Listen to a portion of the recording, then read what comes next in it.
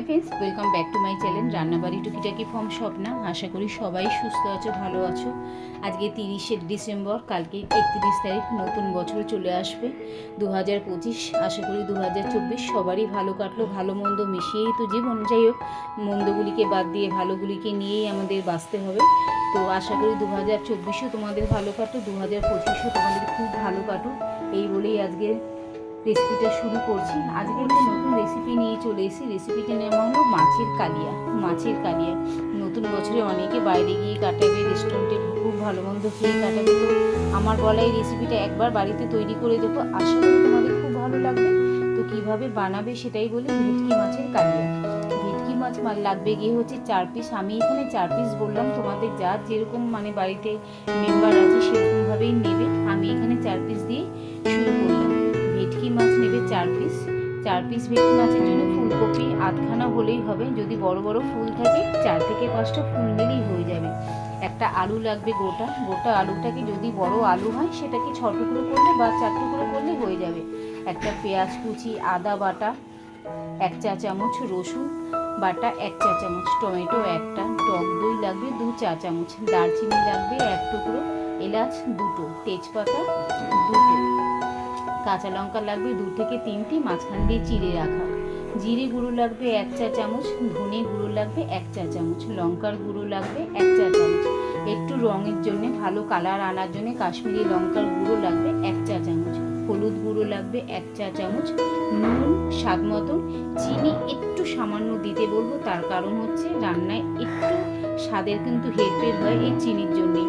অনেকে তোমরা বলবে মাছের ঝোলে আবার চিনি কেন? আমি জাস্ট চিনির পরিমাণ খুব সামান্য, চিমটে বলতে পারো, একটু চিনি রাখবো। সর্ষে তেল পরিমাণ মতন, শাহি গরম মশলার গুঁড়ো লাগবে 1/2 চা চামচ, ধনে পাতা কুচি লাগবে, যেহেতু এখন শীতকাল তাই ধনে পাতার কথাটা বললাম, ধনে পাতা কুচি লাগবে 1 টেবিল চামচ। এবার কিভাবে রান্নাটা তৈরি করব সেটাই তোমাদের সাথে শেয়ার করি। ভেটকি মাছ ধুয়ে ভালো করে নুন হলুদ মাখিয়ে রাখতে হবে। কড়াতে তেল গরম করতে দিতে হবে। তেল গরম করে মাছগুলি ভালো করে লাল করে ভেজে নিতে হবে। খুব ভালো করে আমি যাতে কাঁচা ভাবটা না থাকবে, আবার খুব বেশি ভেজলে না মাছগুলি হাঁটি শক্ত হয়ে যাবে। তো এইভাবেই মাছগুলি একটু ভেজে নেবে। ওই তেলে ফুলকপি আলু ভালো করে একটু ভেজে নিতে হবে। ফুলকপি আলু ভেজে সরিয়ে রাখলে এবার তাতে তেজপাতা, এলাচ, দারচিনি ফোড়ন দিয়ে পেঁয়াজ কুচি দিতে হবে।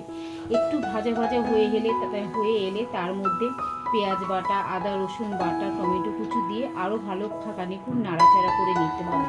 নাড়াচাড়া করে ধনে গুঁড়ো, জিরে গুঁড়ো, হলুদ গুঁড়ো, লঙ্কার গুঁড়ো, কাশ্মীরি লঙ্কার গুঁড়ো একসাথে একটু জল দিয়ে, তার মধ্যে টক দই দিয়ে ভালো করে একটু ফেটিয়ে নিতে হবে। যেহেতু গুঁড়ো মশলা তাই জন্য বললাম অল্প একটু জল আর টক দই যেহেতু লাগবে সেটা একটু দিয়ে ভালো করে ফেটিয়ে নিতে হবে।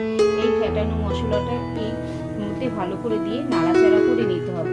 মশলা থেকে যখন ভালো করে নাড়াচাড়া করে দেখবে মশলা থেকে যখন তেল ছাড়তে শুরু করেছে তার মধ্যে খানিকটা গরম জল দিয়ে দেবে। যে যেরকম তোমরা গ্রেভি খেলে গ্রেভি, আর একটু ঝোল খেলে ঝোল, অন্তত ফুলকপি আলুগুলি সিদ্ধ হতে দিতে হবে, সেরকম একটু জল দেবে।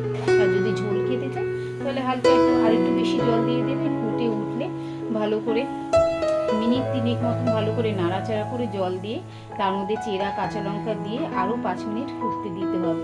ভালো করে নাড়াচাড়া করে 5 মিনিট ফুটতে দিলে জল দিয়ে ভালো করে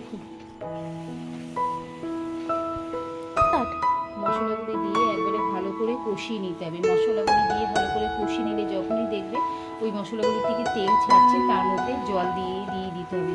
জল দিয়ে খানিকক্ষণ ফুটতে দিতে হবে।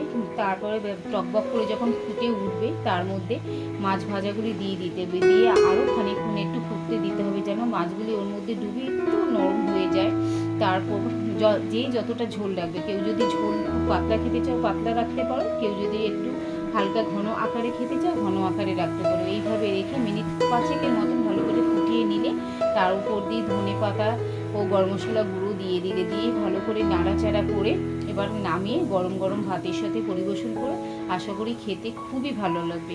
আজকের রেসিপিটা এইখানেই রাখলাম। ভালো লাগলে লাইক করো, শেয়ার করো। চ্যানেলে নতুন হয়ে থাকলে চ্যানেলটা সাবস্ক্রাইব করে দিও প্লিজ। আবার এরকম নতুন রেসিপি নিয়ে হাজির হয়ে যাব। আবার একবার তোমাদের নতুন বছর সবার ভালো কাটুক। হ্যাপি নিউ ইয়ার আগাম। আজকের মতন ভিডিওটা এখানেই রাখলাম। Bye, tata, take care.